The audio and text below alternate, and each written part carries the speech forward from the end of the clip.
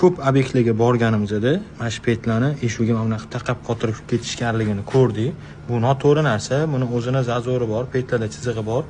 O'sha chizig'iga to'g'rilab qo'yib qotirish kerak. Keyin ikkinchi masala buni teshmasdan qotirish. Teshmasdan qotiradigan bo'lsak, hop, eshikni MDF qo'yilgan chetiga ko'rib turganingizdek MDF qo'yilgan. Bu MDFimiz yorilib ketmasligi uchun buni teshib turib qotiramiz.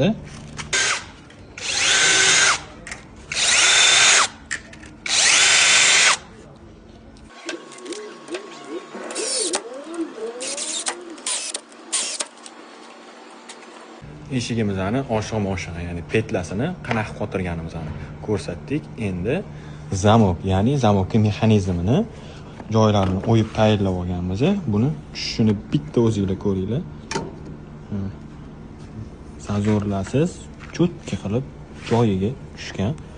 Endi bu mexanizmimizga ruchkalarini joyini teshib, bolt gaykalarda bir-birini qotirilishini ko'rsatib beramiz.